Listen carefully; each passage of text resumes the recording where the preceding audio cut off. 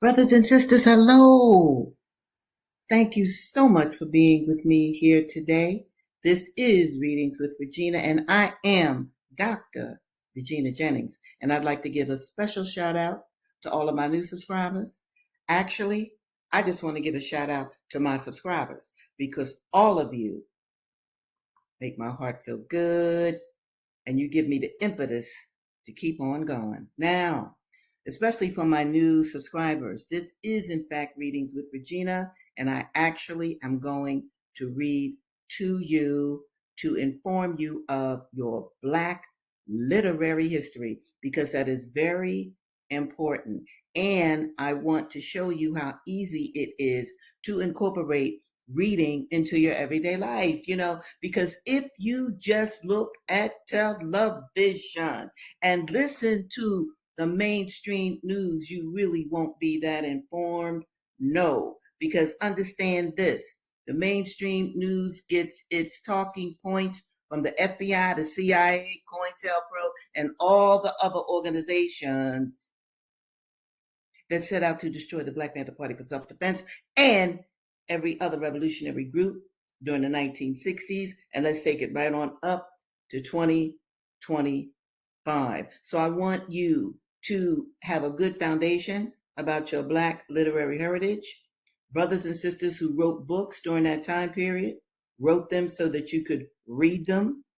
They didn't write them in isolation. They wanted to be read. They wanted to be read during their time period, and they definitely wanted to be read now when they are all ancestors. And that is my particular job. All right. So we're gonna start with where am I? Okay. We're gonna start with Fred Douglass. He wrote the narrative of Frederick Douglass, 1845. He was an actual enslaved male. So we definitely are going to start with him. I'm going to talk more about all of the books that we have read, okay, at the end of the program when I've finished reading my other books. And let's see. Oh, my girl is here. Forever and ever, how you been, dear? It is so good to see you. Absolutely. All right. So we're going to start with the narrative of Frederick Douglass. And as I mentioned, it was written in 1845. And let me even go over the title for today's episode. And once again, before I do the title, if you see me doing all this, and I'm just trying to keep the glare from my glasses, all right? And I'm still playing with the best lighting for Readings with Regina. Okay, this episode is called Fred, talking about Fred Douglass. Fred dangles between two enslavers. Hunger and cold make William, we'll get to him later, risk freedom, and the Banjo and Kaine and Dessa. That is one of my favorites. Now, I love all my books, but Dessa Rose, you'll see why I love her so much. All right. So what has happened to Frederick Douglass? Well, Mr. Covey, the N-word breaker, because this was his business, to break enslaved men in particular, probably broke some women too. I don't know. But I know that the N-word breaker was in the business to break Fred. And Frederick Douglass's original master sent him to Mr. Covey, that's the N-word breaker, for a year. He paid this enslaver a year's wages to break this Black man. So let's see, on Tuesday, I stopped at a certain place, but I just want to bring my new listeners up to speed here. Frederick Douglass, he's sick. He's been overworked. He fell down from his sickness. He fainted. His master kicked him, beat him, and all this. So Fred has had enough. So he's going to walk back to his original master's house to get relief. And the master's house is about 7 miles away, and Fred Douglass ain't got no shoes. And his feet are already busted and bloody and all that, but and his head, because Mr. Covey knocked him in the head, so he's bleeding and all that, but he's walking back to his master's for his master to stop Mr. Covey from mistreating him. All right. I succeeded in getting a considerable distance on my way to the woods when Covey discovered me and called after me to come back, threatening what he would do if I did not come. I disregarded both his calls and his threats and made my way to the woods as fast as my feeble state would allow, and thinking I might be overhauled by him if I kept the road, I walked through the woods, keeping far enough from the road to avoid detection and near enough to prevent losing my way. I had not gone far before my little strength again failed me. I could go no further. I fell down and lay for a considerable time. The blood was yet oozing from the wound on my head. For a time I thought I should bleed to death, and think now that I should have done so, but that the blood so matted my hair as to stop the wound. After lying there about 3/4 of an hour, I nerved myself up again and started on my way through the bogs and briars, barefooted and bareheaded, tearing my feet sometimes at nearly every step, and after a journey of about 7 miles, occupying some 5 hours to perform it, I arrived at Master's store. I then presented an appearance enough to affect any but a heart of iron. From the crown of my head to my feet, I was covered with blood. My hair was all clotted with dust and blood. My shirt was stiff with blood. My legs and feet were torn in sundry places with briars and thorns, and were also covered with blood. I suppose I looked like a man who had escaped a den of wild beasts and barely escaped them. In this state I appeared before my master, humbly entreating him to interpose his authority for my protection. I told him all the circumstances as well as I could, and it seemed as I spoke at times to affect him. He would then walk the floor and seek to justify Covey's by saying he expected I deserved it. He asked me what I wanted. I told him to let me get a new home, that as sure as I lived with Mr. Covey again, I should live with but him for him to kill me, that Covey would surely kill me. He was in a fair way for it.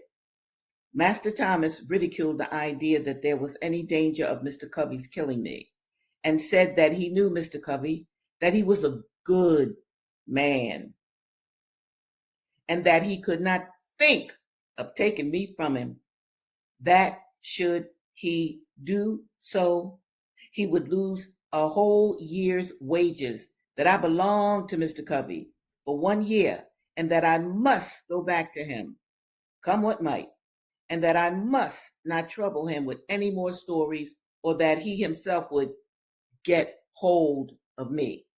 After threatening me thus, he gave me a very large dose of salts, telling me that I might remain in St. Michael's that night, it being quite late, but that I must be off back to Mr. Covey's early in the morning, and that if I did not, he would get hold of me, which meant he would whip me. All right. So we have this enslaved brother running between two enslavers, okay? And both enslavers have whipped him, okay? That's very important, all right, about how an enslaved man and woman were forced to live during human bondage. Okay, now I'm going to go to this book, The Narrative of William Wells Brown. Now, this book is similar to Fred's in that William Wells Brown was an enslaved child, an enslaved male child who grew up through slavery. All right, so what has happened? He has, okay, I'm doing the wrong thing here. Let me get myself together. Let me move this. Cool. You get the banner up. Okay, this is the one I want. Yes. Consider your relationship to the sky, stars, moon, and sun. I mean, you weren't just sent to earth to, live the white man's dreams. Just understand that. Or live the capitalist's dreams. I'll put it like that. Boom. Huey and Bobby would appreciate it, me doing it like that. Now, William Wells Brown has been sold several times. He's watched his mother be sold. That was heart-wrenching. His sisters were sold. And one of his sisters was sold to a pimp enslaver. They were going to put her out, you know what I mean? Like a prostitute. And not even like a prostitute, like a whore. Because, see, a prostitute gets a little money. A whore, she just have to give it up. And that's what William saw his sister go through. And his little brother. They were all sold to different people. Now, William, though, I think he was sold to a steamboat captain. And he's just had enough. I mean, the terror, it's just terrible. So he has decided to run. But even in running, right, he's in the woods, he's making a fire, he's making his food, but it's January, it's cold, it's raining, and he's hungry. So he's decided, although he doesn't trust any white man, none, but he's decided he's got to get some kind of help. And this is what happens. A white man does come along. He's in the woods now hiding, but he's watching. A white man in a wide-brimmed hat and a long coat comes along. William is scared, but his hunger and his frozen body makes him go forward. William scanned the man well, and though not much skilled in physiognomy, he concluded this was a man. William approached him and asked him if he knew anyone who could help him, as he was sick. The gentleman asked whether he was not a slave. The poor slave hesitated, but on being told he had nothing to fear, he answered yes. The gentleman told him he was in a pro-slaving neighborhood, but if he would wait a little, he would go and get a covered wagon and convey him to his house. After he had gone, the fugitive meditated whether he should stay or not, being apprehensive that the broad-brimmed gentleman had gone for someone to assist him. He, however, concluded to remain. After waiting about an hour big with fate to him, he saw the covered wagon making its appearance, and no one on it but the person he before accosted. Trembling with hope and fear, he entered the wagon and was carried to the person's house. When he got there, he still halted between two opinions, whether he should enter or take to his heels. But he soon decided, after seeing the glowing face of the wife.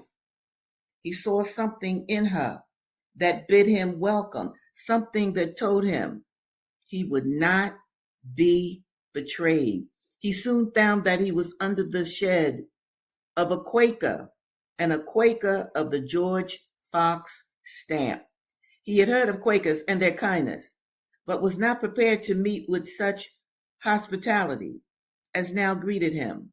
He saw nothing but kind looks and heard nothing but tender words. He began to feel the pulsations of a new existence. White men always scorned him, but now a white, benevolent woman felt glad to wait on him. It was a revolution in his experience. The table was loaded with good things, but he could not eat. If he were allowed the privilege of sitting in the kitchen, he thought he could do justice to the viands. The surprise being over, his appetite soon returned. I have frequently been asked, says William, how I felt upon finding myself regarded as a man by a white family, especially having just run away from one. I cannot say that I have ever answered the question, yet the fact that I was, in all probability, a free man, surrounded in my ears like a charm. I am satisfied that none but a slave could play such an appreciation upon liberty as I did at this time. I wanted to see my mother and sister, that I might tell them that I was free. I wanted to see my fellow slaves in St. Louis and let them know that the chains were no longer upon my limbs. I wanted to see Captain Price and let him learn from my own lips that I was no more a chattel, but I'm a man. I was anxious too, thus, to inform Mrs. Price that she must get another coachman, and I wanted to see Eliza more than I did Mr. Price or Mrs. Price. The fact that I was a free man, could walk, talk, eat, and sleep as a man, and no one to stand over me with the blood-clotted cowhide. All this made me feel that I was myself. All right, that's William Wells Brown. This was written in 1853. That was his narrative. Now I'm going to end my reading with Dessa Rose. Let me see if I could find that. Oh, I just love this book. This book is based upon, it's a novel, it is based upon an actual incident that happened in 1829, where an enslaved, pregnant woman, Lord have mercy, broke from a coffle and led a rebellion and killed the white men that were transporting her and her fellow and female enslaved people from one part of the country to another. This is a coffle. This is how enslaved brothers and sisters were moved from one region of the country to another. And in this picture, you can see that the brothers have their hands tied behind their back, and you see the sisters in the back. See? They're tied too. And you see white men on horses. There's three of them, white men on horses. This is a coffle. Well, Dessa Rose, pregnant, somehow got loose and led a rebellion. Now, she was caught. Others were caught. And the scene in this book that I'm going to pick up now is there is a white writer. His name is Adam Nehemiah. And he's writing a book on slave revolts. So he's trying to interview Dessa. Dessa, though, really doesn't want to talk to him. She's talking to herself. You can imagine what this woman has been through. Now, Adam Nehemiah is trying to get her to say, where were y'all going to run? Was there a house that y'all were going to run to? Did y'all plan this in advance? He's nuts. But nevertheless, he's a writer interviewing this revolutionary pregnant sister. And the revolutionary pregnant sister, Dessa, this is the story that she tells. She's talking about her Kaine, her enslaved husband, lover, musician, all that. Kaine, he made that banjo himself. Make it out of good parchment and seasoned wood. He got himself. And when Massa break it seemed like he break Kaine. Might well as had, 'cause it not right with him after that.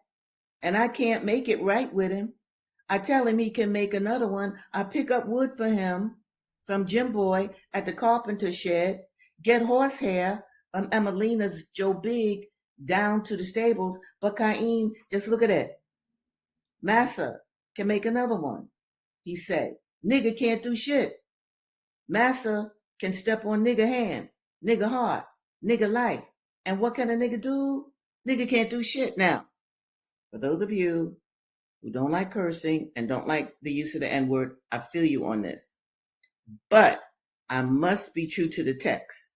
This is the way that enslaved people talked. I have read hundreds or more slave narratives, actual narratives of how enslaved people talk, not the Fred Douglass kind. I'm talking about the ones that wouldn't even know how to read and write. You dig? That's how they talk. Now, just because That word is in this book. It's talking about the 19th century. We're in the 21st century, so you don't have to use that word now, okay? But just understand how and where it was used and why it was used. What can it do when Massa House on fire? What can a nigga do when Massa House on fire? Bet not do nothing. Just say fire, fire, because a nigga can't do shit. Now this is her husband talking. He sing that and laugh. And one day, Emelina meet me when I come in out the field and tell me Massa done shove in the side of Kaine's head. She looked up at the sun and blinked her eyes rapidly several times.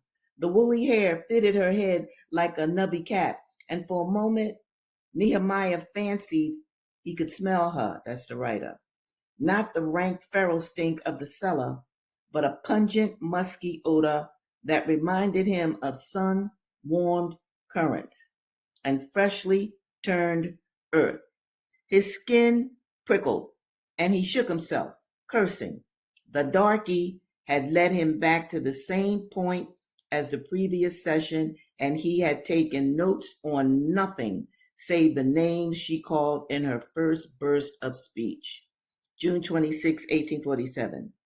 These are the facts of the darky's history as I have thus far uncovered them. This is Nehemiah now, writing his book. The massa smashed the young buck's banjo.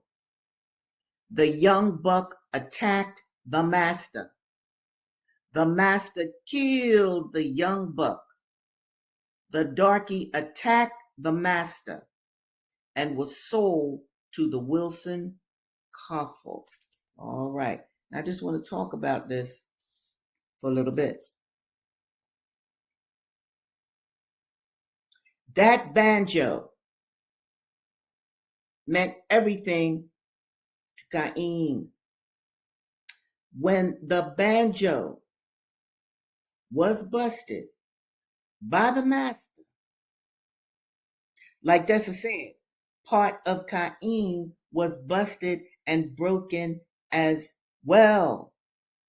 Remember now, Kaine was a gardener. He worked around the big house. He had begged his master and mistress to let his woman, Dessa, come up and work in the house as well. They refused. Well, really, the missus refused because Dessa was kind of cute and she knew her husband would try to move on Dessa. So she was like, nah, she ain't coming up here. No. So Kaine would take his banjo, go down to the quarters every night to be with his beloved Dessa Rose. And he would sing to her and work that banjo. Can you imagine that, people? So that banjo was a symbol of his love for her, and it was also something that the master could not take away, his talent.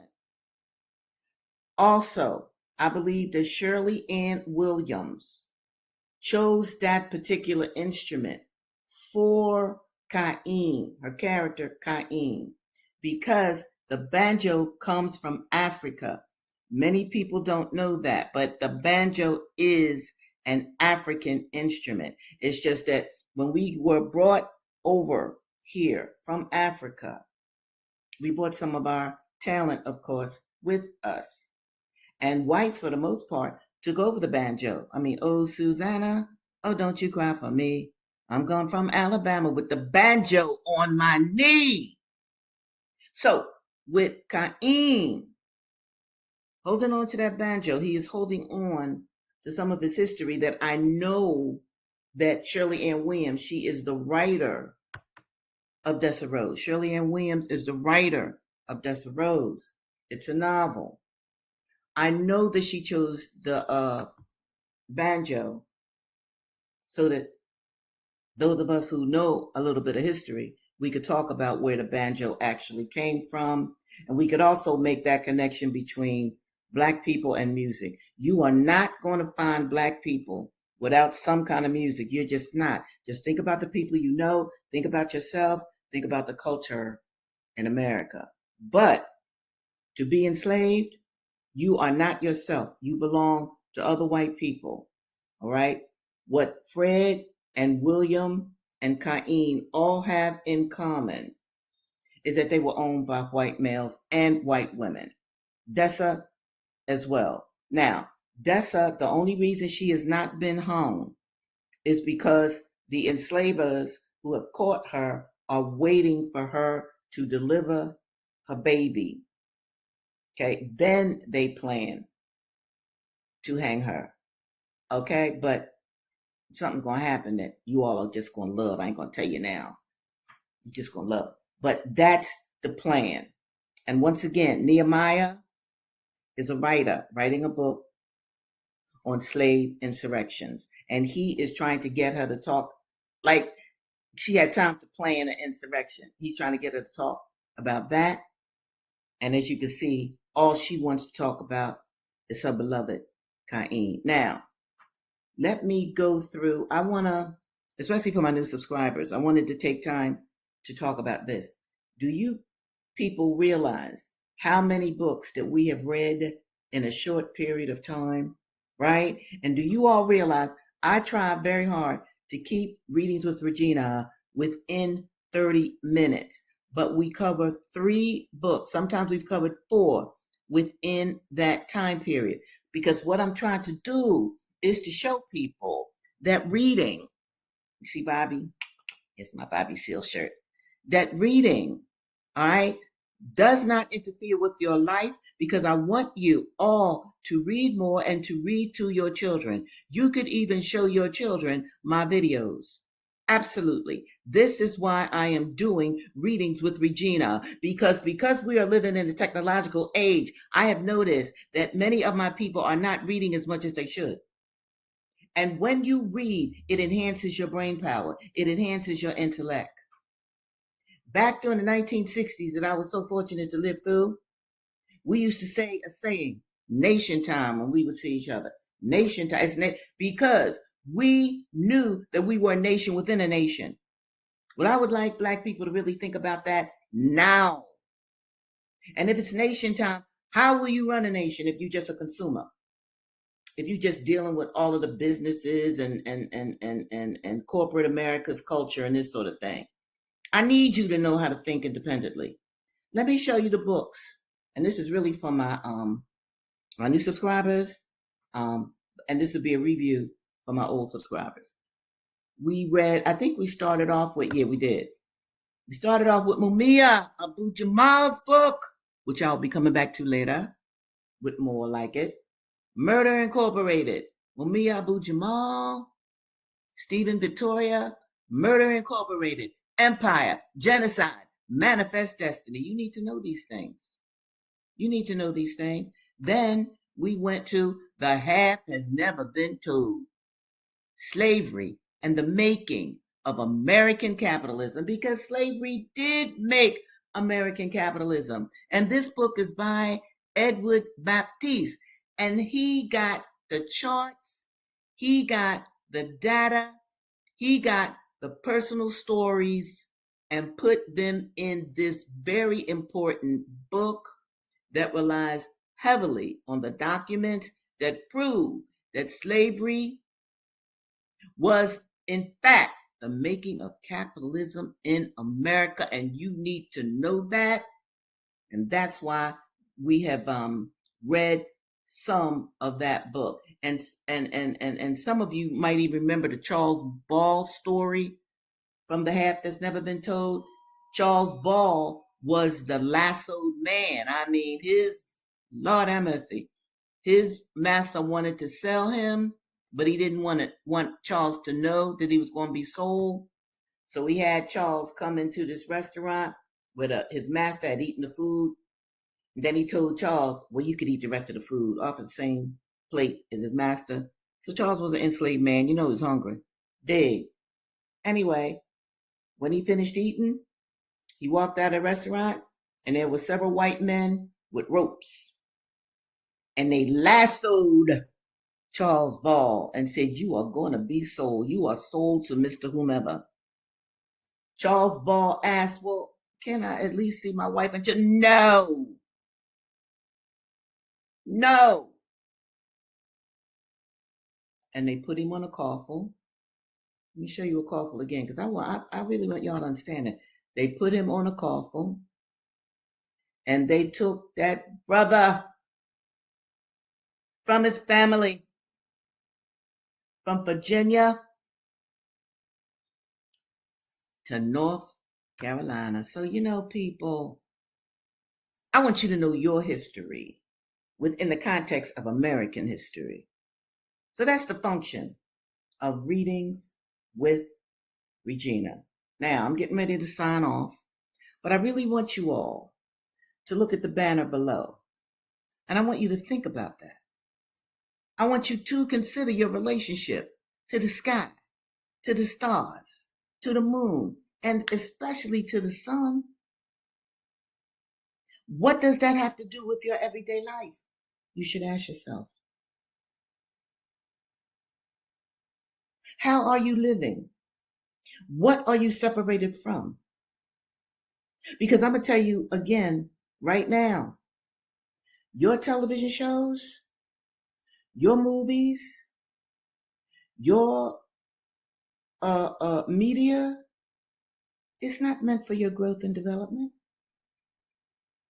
It's meant to debilitate you, and it does if that's all you listen to, look at. So I encourage all of my listeners, please read. Okay, wait a minute.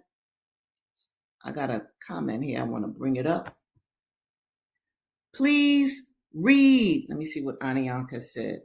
This younger generation have no yes, or understanding on the roots and origin of yes. The N-word was a commodity. Yes.